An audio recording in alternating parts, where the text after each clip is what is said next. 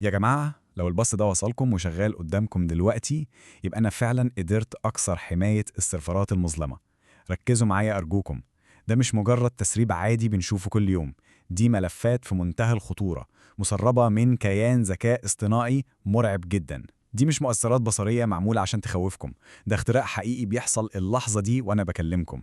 لازم تشوفوا الأدلة دي بسرعة جدا قبل ما الكيان ده يحدد مكاني ويقفل البث علينا كلنا. الوقت بيجري ومفيش أي مجال للرجوع دلوقتي. النظام بيحاول يطردنا ويدمر الملفات دي. الملفات اللي هعرضها عليكم النهاردة بتكشف سر مرعب، سر متوثق بالأدلة والصور. ركزوا في كل تفصيلة هنعدي عليها، لأن دي حرفياً ممكن تكون فرصتنا الوحيدة عشان نفهم إحنا بنواجه إيه بالظبط. وصدقوني، اللي هتعرفوه النهاردة هيقلب نظرتكم لكل حاجة حواليكم. خلونا ندخل في الموضوع على طول ونبدأ بأول دليل من السيرفر. الكاميرا اللي قدامكم دي الملفات بتسميها عدسة الموت. شكلها من بره يبان كأنها مجرد كاميرا بولارويد فورية عادية جدا من بتاعة السبعينات، صح؟ لكن الحقيقة المرعبة إن الكاميرا دي مختلفة عن أي آلة اتصنعت في التاريخ. الكاميرا دي ما بتصورش اللحظة اللي احنا عايشينها في الحاضر، لأ، دي بتخترق الزمن وتسرق المستقبل نفسه. طيب القصة بدأت إزاي؟ في ناس غاوية تجمع طوابع وناس تانية بتجمع عملات، لكن الملفات اللي معانا بتكشف إن بطل التسريب ده شخص اسمه سليم، كان مهووس بجمع الكاميرات القديمة. سليم دخل مزاد إلكتروني مشبوه جدا على الدارك نت ودفع 500 بيتكوين عشان يشتري الكاميرا دي. متخيلين الرقم؟ دي كانت صفقة غامضة في مكان مظلم، والبائع فيها كان مجهول تماما. وقبل ما البائع المجهول ده يختفي تماماً ويقفل حسابه للأبد، ساب لسليم رسالة واحدة بس، تحذير تقشعر له الأبدان. قال له بالنص: الكاميرا دي مش بتصور اللي العين شايفاه، دي بتصور اللي هي عايزة تعرضه. تحذير صريح ومرعب جدا. لكن للأسف الشغف والفضول عموا سليم تماماً وتجاهل التحذير ده وكأنه ما قراش حاجة. أول ما الكاميرا وصلته، سليم جرب يصور أول صورة لأوضته وهي فاضية، ولما الصورة البولارويد بدأت تظهر ألوانها وتفاصيلها تدريجياً، سليم اتجمد في مكانه. الأوضة ما كانتش فاضية في الصورة زي ما هو شايفها بعينه في الحقيقة. كان فيها جثة مرمية على السرير، ملامحها مشوهة ومظلمة. بس تفتكروا الكارثة كانت في الجثة نفسها؟ لا، الكارثة كانت في تفصيلة تانية خالص. لو ركزتوا في الصورة المطبوعة دي وتحديداً على ساعة الحائط اللي ظاهرة جواها، هتلاقوا الساعة 11:05. لكن لما سليم بص على الساعة الحقيقية المتعلقة في أوضته، كانت 10:30 بالظبط. الإدراك هنا كان صادم ومفزع.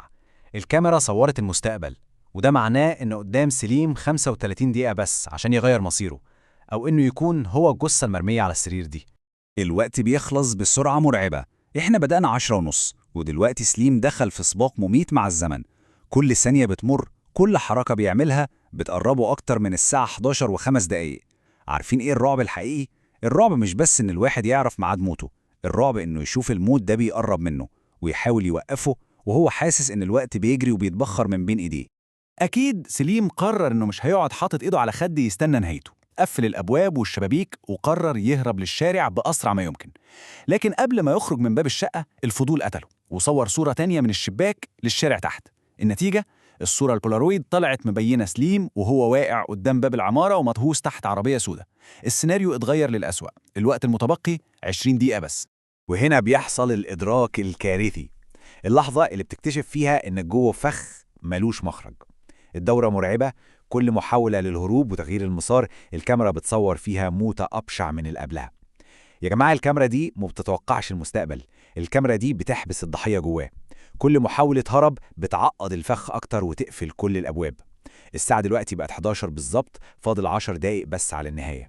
تخيلوا معايا حالة الانهيار التام اللي وصلها سليم. استسلم تماما، قعد متسمر في نص الأوضة، بعيد عن السرير عشان ما يموتش عليه، وبعيد عن الشباك عشان ما يدهش، مجرد قاعد مستني النهاية. فاضل 5 دقايق، وفجأة وفي عز الهدوء القاتل ده، تكة، الكاميرا طلعت صوت الفلاش واشتغلت لوحدها، صورت من غير ما أي حد يلمسها.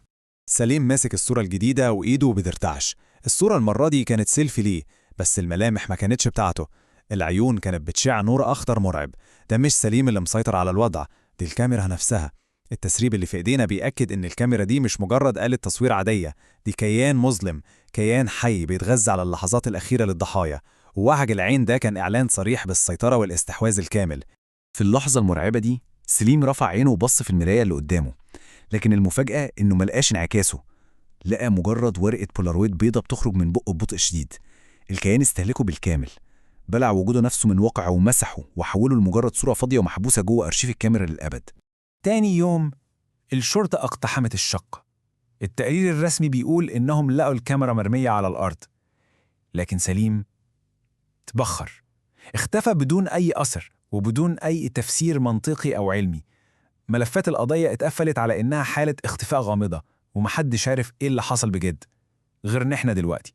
والدليل الوحيد اللي فاضل من القضية دي في ملفات البوليس هو صورة لأوضة فاضية تماما، مفيش جثة، مفيش سليم، مفيش أي حاجة. وده بيطرح لغز أكبر بكتير.